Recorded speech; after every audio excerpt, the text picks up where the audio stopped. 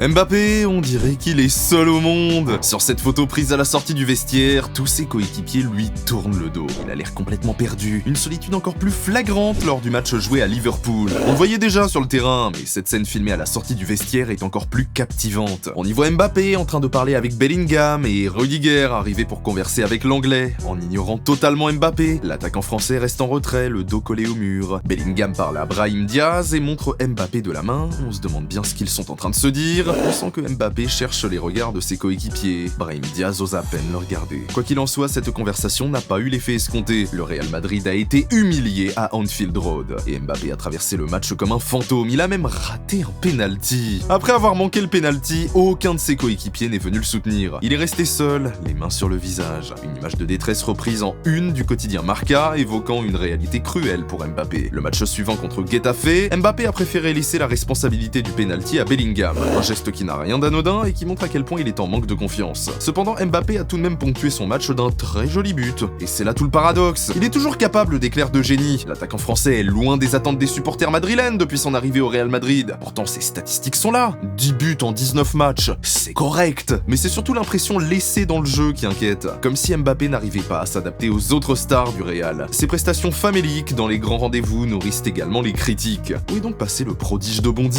En Espagne, c'est la question que se posent beaucoup d'observateurs.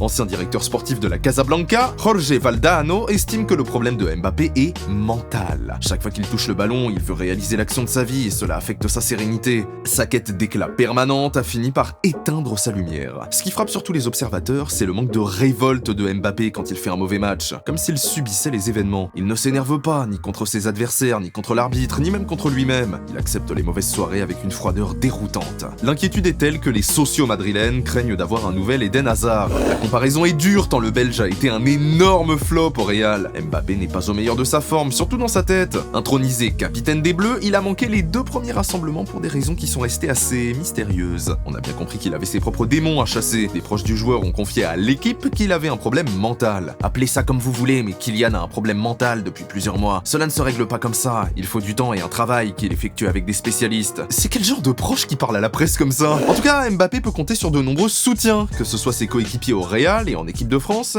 mais aussi ses coachs. Lors des différentes conférences de presse, ils sont tous montés au créneau pour défendre l'attaquant français. Thibaut Courtois s'est même permis de le comparer à une bouteille de ketchup. Parfois c'est comme une bouteille avec des trucs dedans, des fois tu tapes, ça sort juste un petit peu, puis d'un coup tout sort. Je crois que ça va être la même avec lui. Sympa la métaphore. Le souci avec Mbappé, ce n'est pas seulement ses performances sur le terrain, c'est surtout ce qu'il se passe en dehors.